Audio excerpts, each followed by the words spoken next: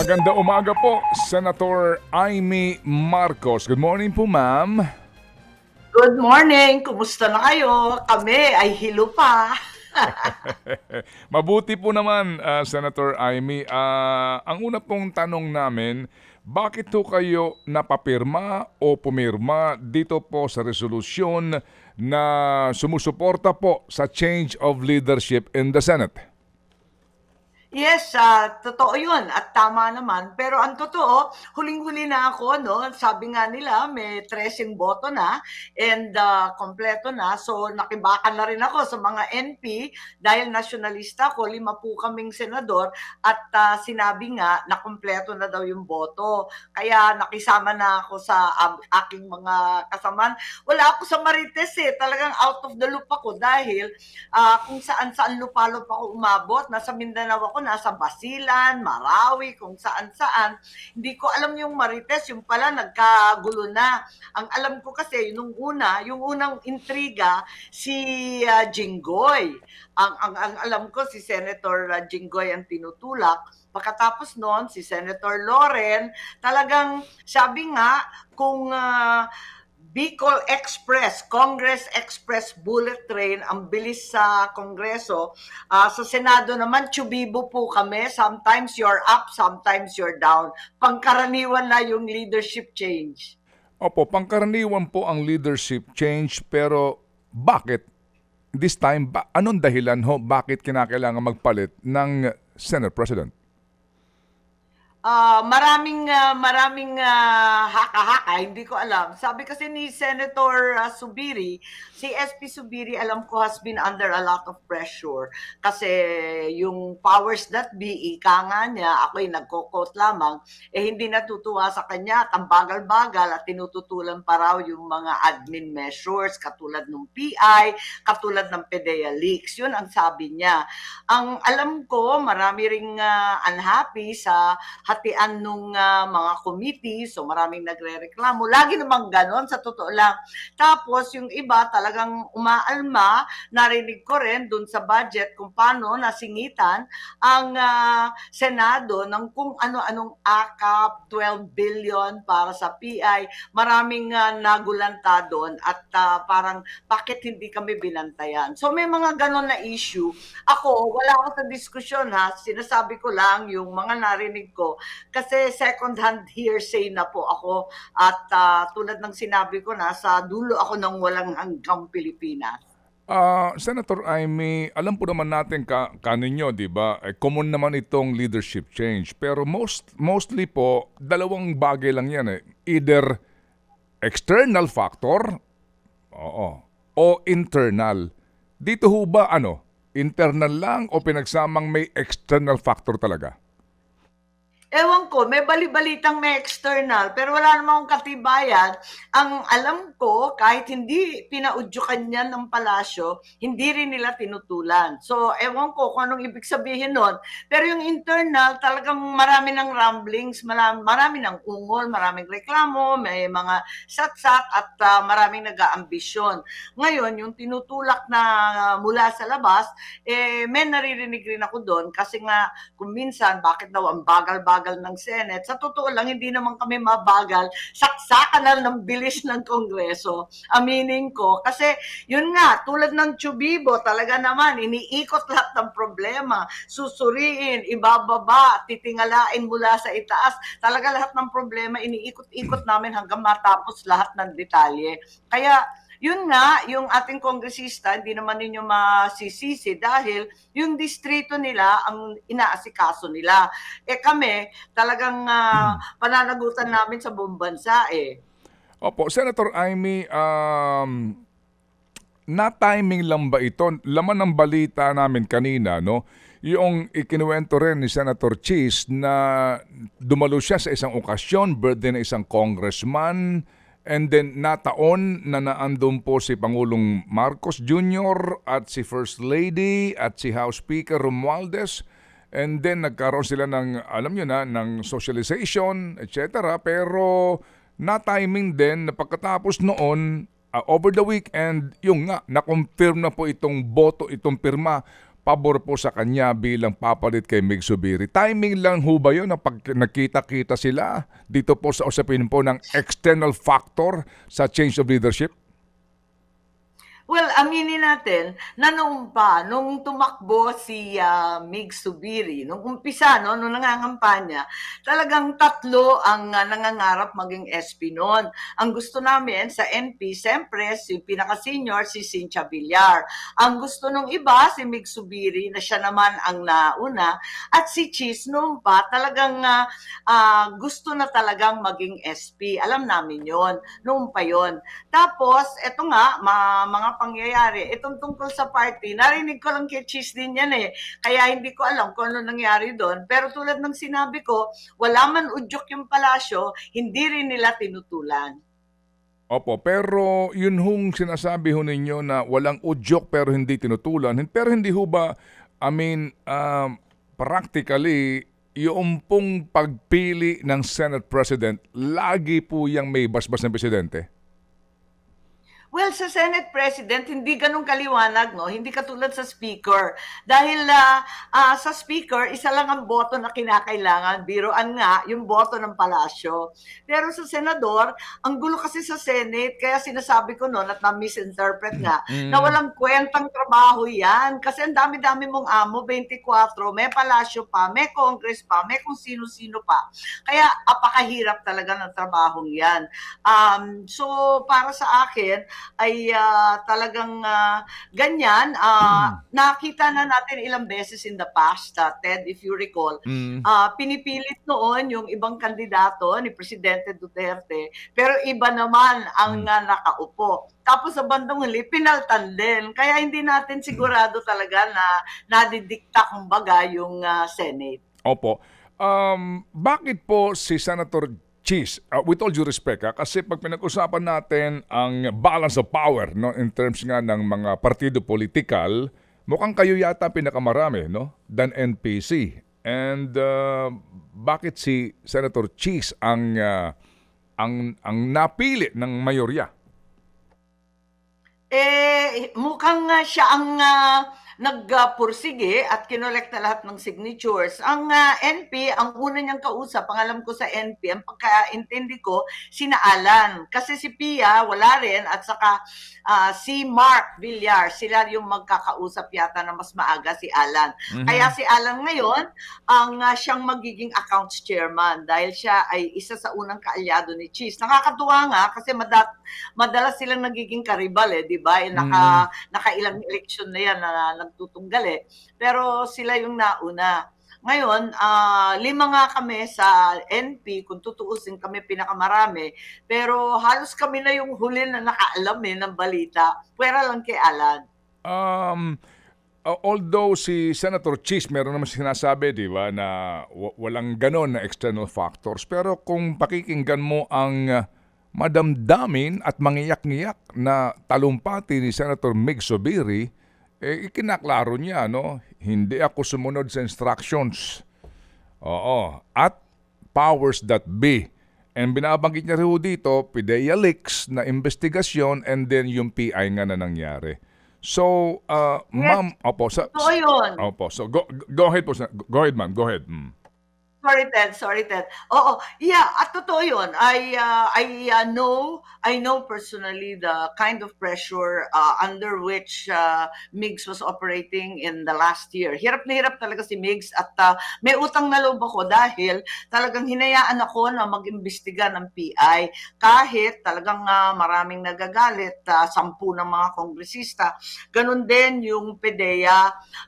Kaya alam ko yung sakripisyo niya na napakahirap talaga. Pero yun nga, wala tayong magagawa, talagang bumoto na yung ating mga colleagues and sumunod na kami dahil sama-sama na yan para hindi na magkagulo. At eto nga, sabi niya may pressure siya at alam ko may pressure talaga kasi maraming movement diyan na ayaw namin. Wala talagang may gusto sa Chacha.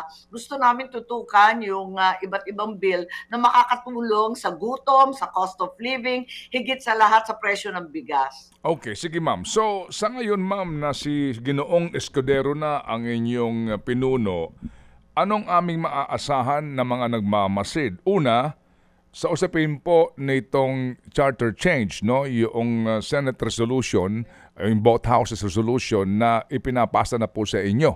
Yan ho ba tingin nyo magbabago ang majority stand dito?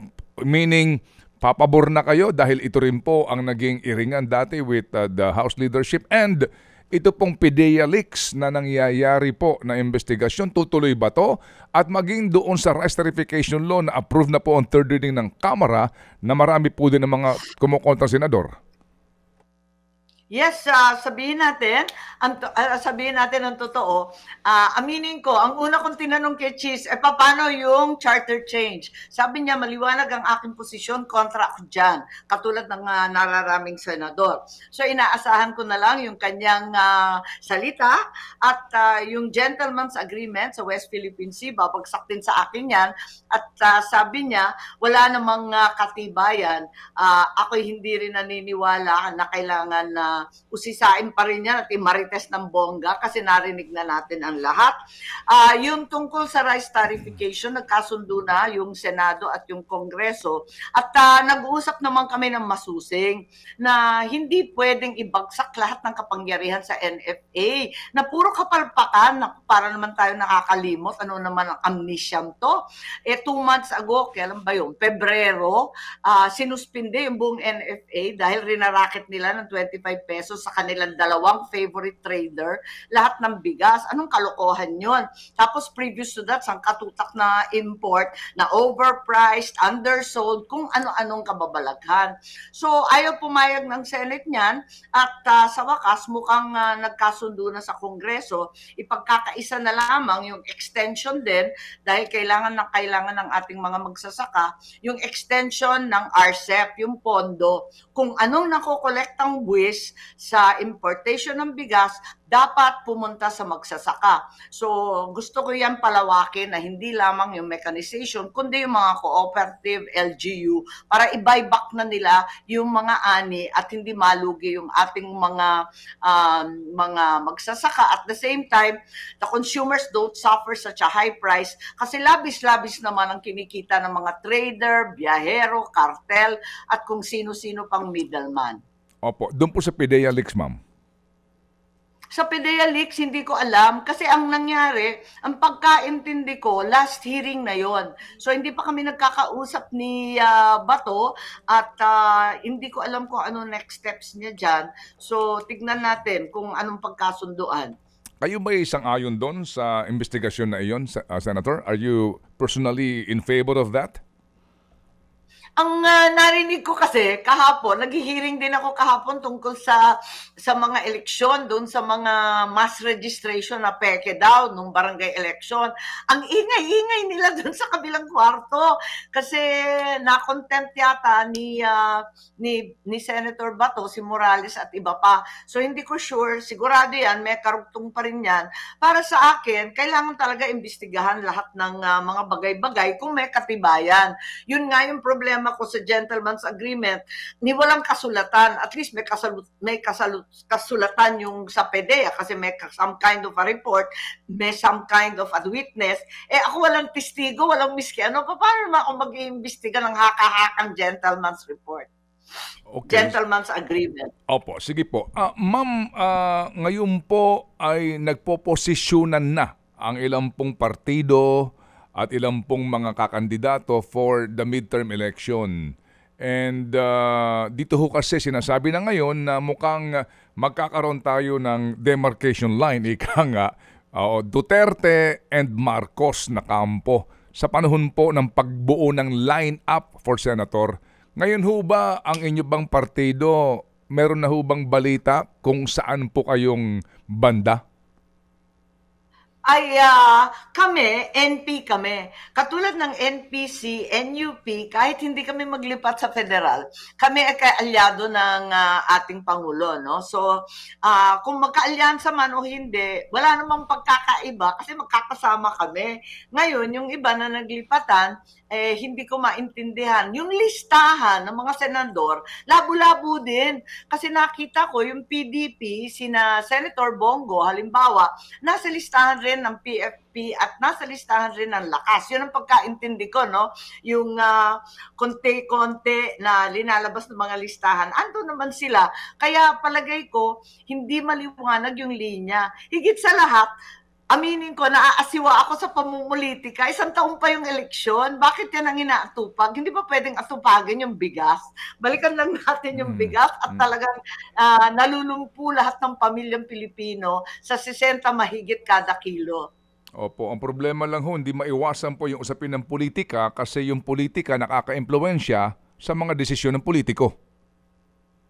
Sinabi mo, pero sa hunot dulo, hindi nakakabusog ng tiyan ang politika. Puro marites lang. Aminin. Meron pong tanong po si Chacha, Senator Amy, please. Oo. Senator, Chacha, how are hello. you? Good morning, Senator Amy. Ito nga po, kanina nabanggit nyo, no, na ang unang itinutulak para po maging Senate President ay si Senator Jinggoy. Nabanggit nyo rin po si Senator Loren Legarda. Pero we ended up with Senator Chis Escudero dahil po siya ang nagpursige nito o dahil yung usap-usapan din na siya ang gusto ng Malacanang? Maraming kwento eh. Hindi ko alam. Sabi ko sa iyo, huli ako sa balita. Usually, Chacha, ako ay nangunguna sa Marites. Pero ngayon talaga, nandun ako sa Marawi at Basilan, no signal. Kakainis nga eh. Kaya hindi ko mabalita. Pero ang alam ko, nung una, tinutulak si Jinggoy, maraming umalma, sabi may kaso, ganyan. Sabi naman kay Loren, na nanggaling na sa liderato dati, etc. etc. Maraming satsat. Alam naman ninyo ang Senado. Oo. Pero sa hunot dulo, ang pursigido talaga si Chis. Sabi ko nga, nung lumaban si Migs at sana si Cynthia ay tatakbo, nandun na talaga si Chis. Gusto talaga niya mag-SP noon pa. Kaya't ngayon, ang line-up, makikita mo, ang Senate Pro Tempore, yung number 2 sa Senado ay si Jinggoy. Tapos, yung majority ay si yung majority leader, si Francis Tolentino. Kaya, yan, nakita natin yung PDP laban, ka-join, at saka yung finance head, which is the very powerful committee, Enrique Grace po. Ayun. Kanina nabanggit nyo na yung mga dahilan kung bakit hindi na-push itong si Senator Jinggoy tsaka si Senator Loren. Nabanggit nyo pa po yung isang pangalan, si Senator Cynthia Villar. Ano naman ang rason? Bakit hindi na ipwesto bilang Senate President si Senator Cynthia? Hindi ko alam kasi may mga negosyasyon noon at napaniwala na si Migs may boto na. Hindi ko masyado naintindihan. Umatras si Senator Cynthia, kahit gustong-gusto namin siya itulak, siya ay kusang umatras na lamang kasi ang sabi si Migs daw may boto na. Okay. Sige. So, Senator, para lang mas klaro, ano ang kinabukasan po ng joint resolution of both houses in the Senate tungkol po sa usapin? Ay, oo, yun na. That's right. I forgot. Natanong mo yan kanina, yung RBH 6 versus RBH 7. Ako, mananatili ang aming paninindigan na hindi napapanahon paltan ang ating konstitusyon ngayon. At sa palagay ko, yung mga senador, matibay naman dyan. Tulad ng sinabi ko kanina, Ted. Yan ang unang tanong ko kay Cheese, nagbunga nga na tayo, nakontra tayo dyan, baka magbago ka. Sabi niya, hindi raw. So, panoorin natin. At ipagdasal natin na matibay talaga ang kanyang paninindigan. Ang akin kasi, hindi makatotohanan yung RBH 6 and 7, maliwanag na hindi kasali yung Senado doon, sila-sila na lang sa Kongreso ang magdidesisyon at naniniwala ba ang sinuman na talagang economic provisions ang nais? Para sa akin, kung magtsatsa ka rin lang, magpakatotoo ka, sister, at sabihin mo na yung political, total wala naman tututol. Kung hahabaan yung term ng 3 to 4, 5 years, okay naman yun, pero sabihin yung totoo at wag nanunuhol ng mga kawawang tao, ang mga mamamayan na umaasa na ayuda daw ang pinipirmahan. Wala namang ganunan. So, ma'am, ngayon po ba confident to say na walang 18 boto itong tsa-tsa na ito na sinusulong ng House? Meaning, hindi ito talaga, wala itong pag-asa na lumusot sa Senado? Well, yan ang sinasabi at panatagang kalooban ni Senator Cynthia. Sana tama po siya kasi siya magaling magbilang ng boto. Abay, sana totoo nga na panatagang kalooban dahil ang gulo-gulo niyan at wala nang panahon sa totoo lang. October, magpa-file na. Sabi mo nga, hindi maiwasan ng politika, magpa-file na yan. At lahat nakikialyado para walang kalaban, alam mo na. At eto, tapos dadagdagan pa ng konkon. Alam natin, meron pang BARM. Alam mo ba, may BARM election. Karambola rin sa Mindanao. Dahil first time magkakaroon ng BARM election, wala na yung Transitional Council. Pagkatapos ng May, meron pang barangay and SK election ulit sa December na manual naman. So, sangkatutak na eleksyon ang hinaharap natin, dadagdagan pa ba natin ang parusa ang sarili? Grabe. Opo. At saksakan ng mahal. Opo. Senator, kayo kanyo nagpunta ng Mindanao. Ano po ang inyong purpose po ng pagpunta sa mga lugar na na inyong binabanggit kanina? Pinuntahan ko sa Basilan at saka sa Marawi yung mga eskwelahan kasi abala tayo kung nakakapag-graduate yung ating mga kabataan doon at inoobserbahan ko yung educational assistance. Kasi yung BARM may sariling pera, yung DSWD, yung continuing projects na lang. Medyo magulo sa madaling sabi. So kinakausap ko sila kung paano yung block grant at yung malalaking perang binibigay sa BARM, kasali pa ba sila doon sa DSWD? Nakakalito. At the same time, naghahabol tayo dun sa graduation ng mga kabataan next month. Kasi ang daming nag-drop out nung COVID, 2.5 years walang pasok, hirap sila talaga bumalik sa eskwela. So, miski sa atin, miski sa Region 8. Opo. So ma'am, kayo po nag-iikot, no? I'm sure nakikita po ninyo ang sitwasyon on the ground. Marami ba naghihirap o haka-haka lang na marami naghihirap? Naku, tumigil sila, hindi haka-haka, gutom ang tao, ang mahal-mahal ng bigas, grabe talaga. Sa lahat ng sulok, Luzon, Visayas, and Mindanao, ang dinadaing yung bigas. Bakit naman naging 60?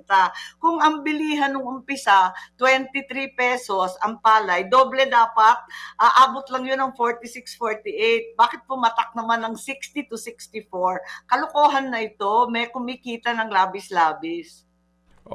Sige po, ma'am. So, At yung solusyon nila na lagi import ng import, hindi solusyon yung import. Tingnan ninyo, pati yung broken rice ng Thailand, ang mahal-mahal. Yung Vietnam, ganun din. Mahal na ngayon ang imported. Kaya wag tayo umasa doon. Ang tanging pangarap natin, talagang yung local natin maging competitive. Last na lang po. Mayor Amy, nasagot nyo na naman. Anong mayor? Ay, sorry po. Senator Amy. Tungkol kasi sa... Sabi nga ako tatakbo daw sa Mayor of Manila. Ilang beses ko sinabi, ayoko mag-mayor, ang hirap-hirap na trabaho. Sorry. Kaya kita natawag na mayor. Kasi yung question ko, papunta kay Mayor Alice Go, na nasagot mo naman na, sabi mo, okay. Hindi mo personal na kilala. So isang beses nyo lang po nakadaupang palad itong si Mayor Alice, Senator? I think more than once. Yung minsan, first time ko na-meet, napunta kasi ako doon sa DSWD. Meron na naman, kasi ako yung chairman ng social welfare. So ako nang pupunta sa mga lugar, pumunta ako doon sa Bamban at na-meet ko siya, sinundo ako. Tapos, na-meet ko siya first time, tapos napunta yata sa ibang sosyalan. Kaya, I think I've met her very briefly, twice. Mabait naman. At yung mga tao nandun, wala akong alam kung saan nanggaling at obviously Chinese blood siya, so tignan natin kung saan patungo yung ating investigasyon tungkol dyan. Okay, sige po. Senator Amy, in parting, kami po ay nagmamasid sa mga nangyayari dyan sa Senado. And then ito nga po, napanood natin, napakinggan natin yung mga soundbite ni Mig, soundbite ni Senator Bato, and soundbite po ni Senator Chis Escudero.